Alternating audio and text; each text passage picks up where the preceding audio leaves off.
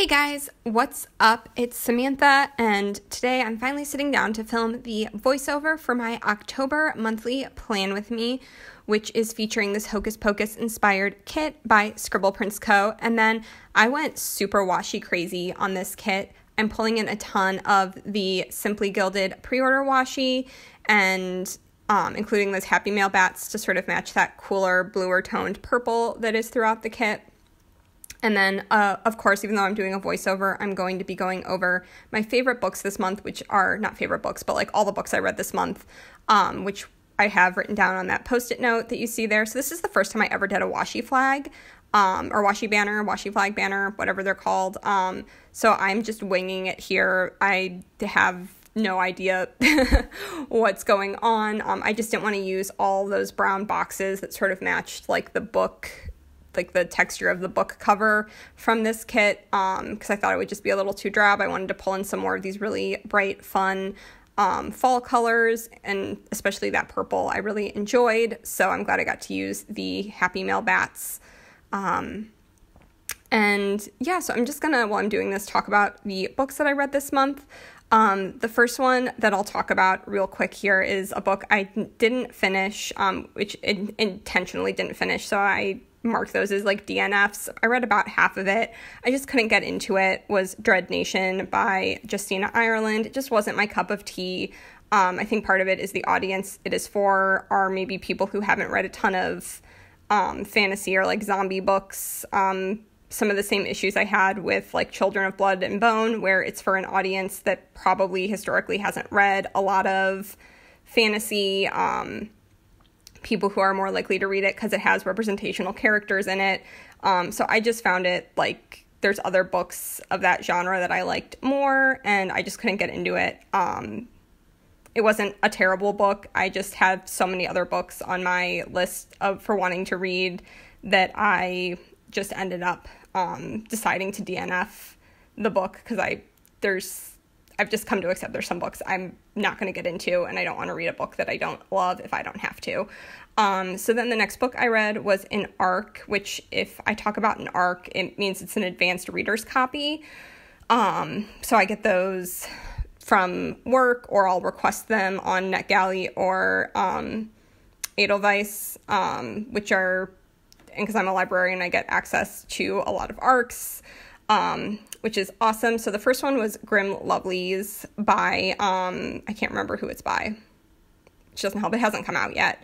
It has a really pretty cover. I didn't love it. I feel like it could have been longer. There wasn't a ton of characterization or plot development, and I felt sort of like the equivalent of someone strapped me into a car going 70 miles an hour, and so I could kind of see like blurs going on outside to get like an idea of where I was, but like I never got to slow down to like see the sights. So I didn't really feel like the like world was explained, the characters, there was like no characterization. I didn't really care about the characters. I don't know. It was meh. Like it could have been a longer book. It could have slowed down the pacing, but it was just like boom, boom, boom, boom, like one thing after another, and it kind of was exhausting. And I feel like the concept was really cool, so I wish it had gone differently. And then I read a boatload of Cassandra Clare novels in September. I think this was like a banner month for books. I think I read 16 books altogether. So the first one, so I had finished the first trilogy of the Mortal Instruments, which I thought they were okay. They were fun. Like, I really liked the third one way more than I liked the first or the second. I thought it had a very satisfying ending, and I feel like endings of series are hard to do, and I thought it was a very well done series. And then I read City of Fallen Angels, and I felt like she undid everything that happened in the third book of like the first trilogy, and I really disliked that. I really did not like Fallen Angels. I mean, I was already just kind of like about Mortal Instruments, like I would probably never reread them. And then City of Fallen Angels I just thought was terrible. Like it was a 1.5 star book for me. And the half star was because I liked Simon's chapters.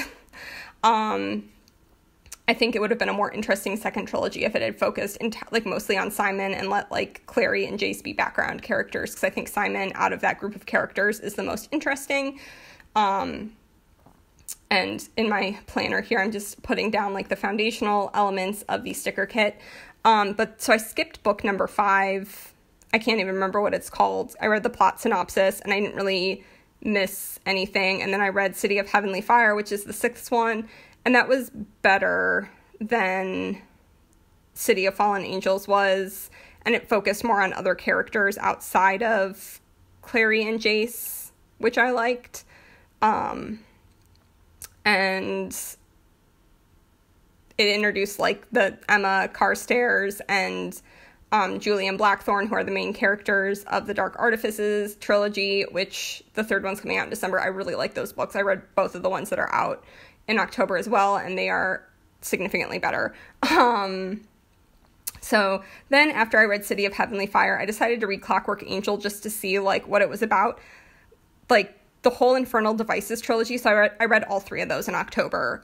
They are significantly better than the Mortal Instruments. I did not like the Mortal Instruments that much. I probably will never reread them, or if I do reread them, it'll be like a long time from now. But I really, really enjoyed the Infernal Devices. The characters were far more interesting.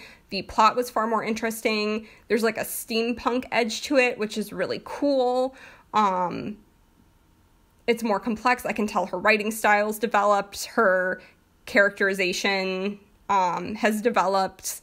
So I really enjoyed them. So I think even if you didn't like the Mortal Instruments, you should take a look at the Infernal Devices.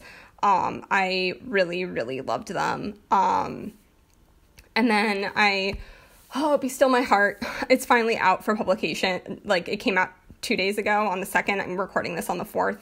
So if you read Strange the Dreamer, you need to go get Muse of Nightmares. I read the arc in like a weekend, and it's over 500 pages. It was beautiful and wonderful and everything I could have hoped for. I would have had it done in under 24 hours, but I was in the car like all day that Saturday, so I couldn't read a book because I was driving. So, but yeah, I don't want to spoil it, but it did not take... There are some significant, like, I thought I knew what I was expecting, like, I had predictions, and it was very different than what I was expecting, but very, very good. And then after I read Muse of Nightmares, I read Summer of Salt by, I want to say, like, it's, the last name's, like, Leno or Lido or something like that. I can't remember the last name, but it was just a really sweet teen book. It reminded me a lot of what teen fiction was like when I was like a younger teen. It felt uniquely teen. The characters were functioning as teens in their book. They weren't teens who were actually adults in their story.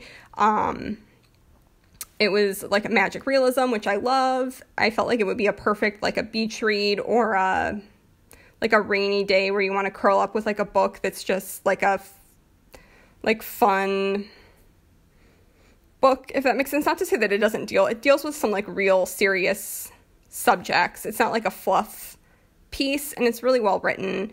It kind of reminds me, it's like the book form of like Practical Magic, if Practical Magic took place during the summer, which does it take place during the summer, or does it take place like during Halloween? I can't remember, but it like reminded me a lot of Practical Magic.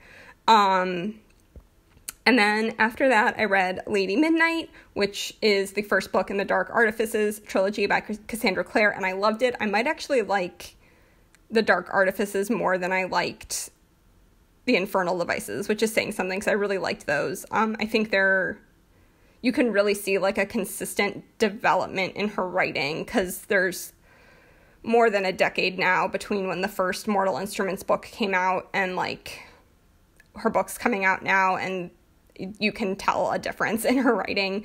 So I really enjoyed those. And again, I think the characters are far more interesting.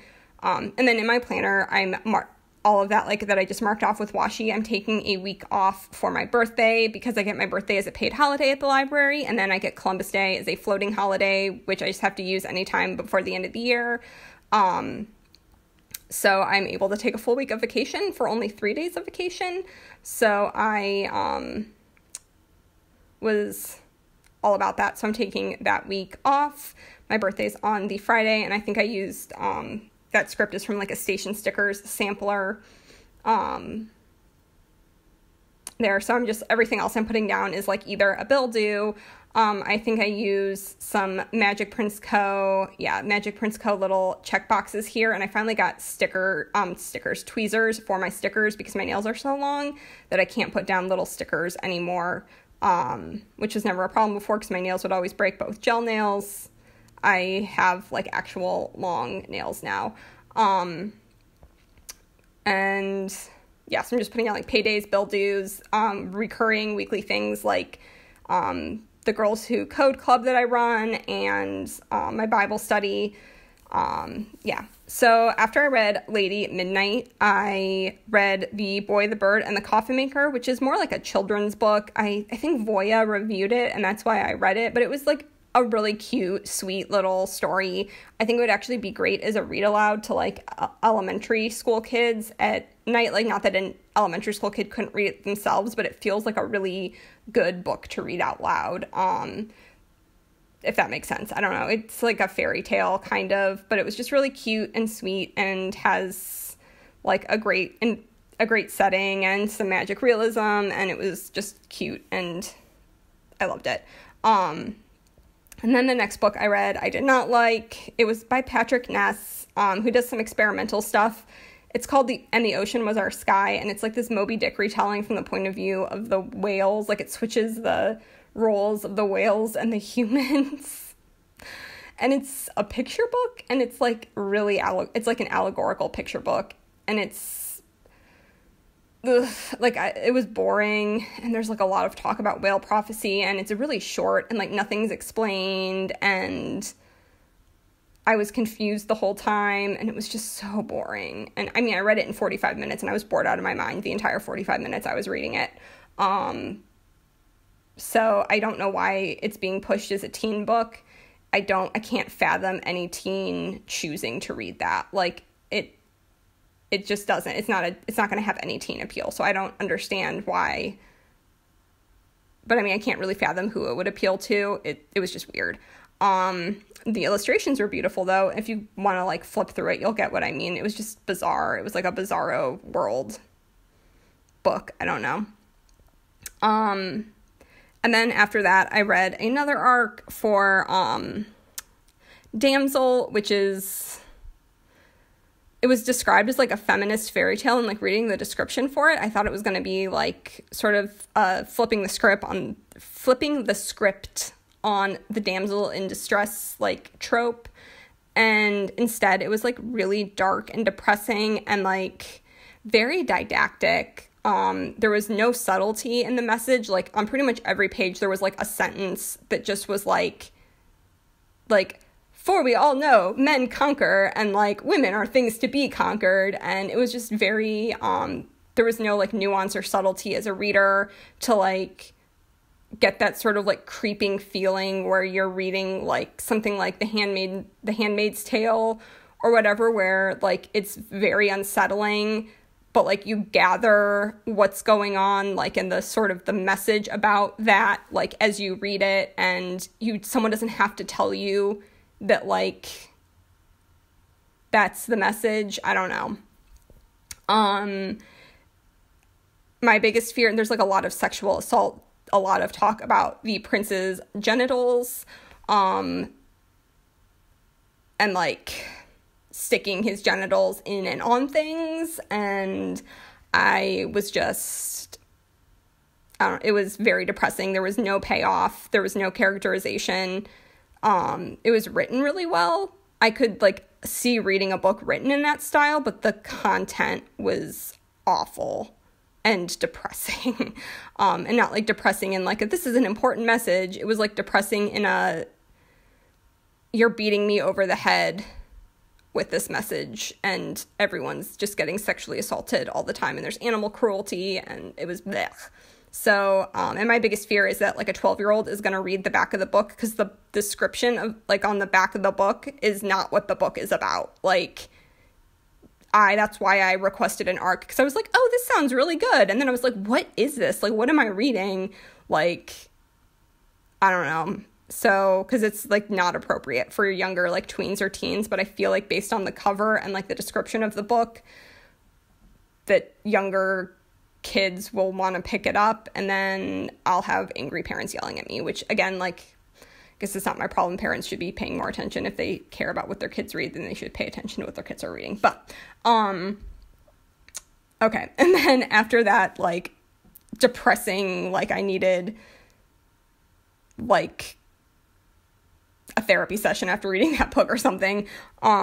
I read Lord of Shadows, which was amazing and awesome and wonderful, and I loved the ending, and it was just so good. And then after that, the ending, like, I love the ending. It was a very, like, not sad, I don't know, but, like, the ending was just very well done, and I'm like, I can't wait for Dark Artifices.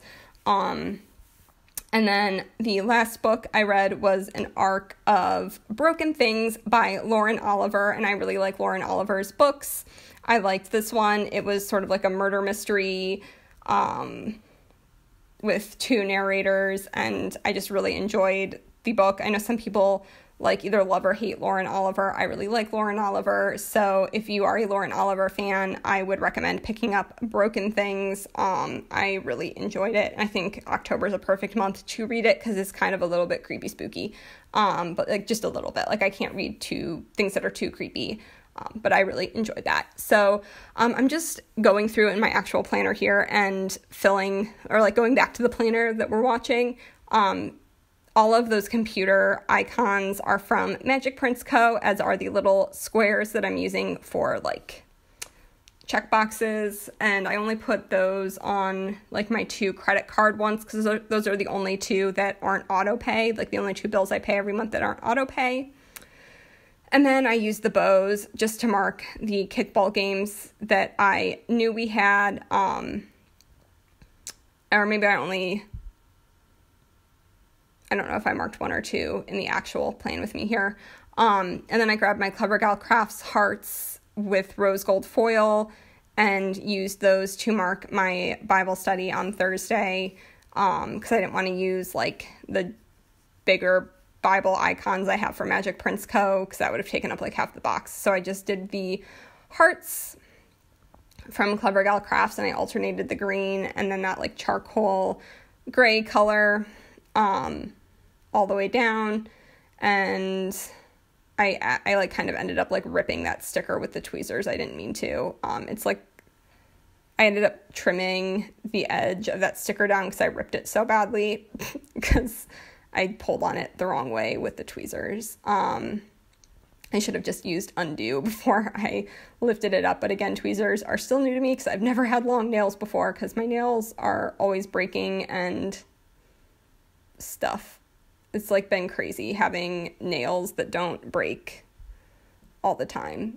I don't really know. This like box is a hot mess. It's like still a hot mess. I'm looking at it in my planner and I'm like, yo, this box is a hot mess, but whatevs. Yeah, I placed like a pretty big Clever Gal Crafts order to get like more colors in different foils and stuff because I love Clever Gal Crafts. Oh, so I did put down, I forgot to fill out kickball for that second day, but I used the bows, and I'm going to have kickball through the whole month of October because we had so many weather delays and cancellations earlier in the season, but so it goes. I just don't know what time the game is going to be on the 9th. So here's my finished spread, guys. I hope you enjoyed, and I will talk to you in my next video. Bye.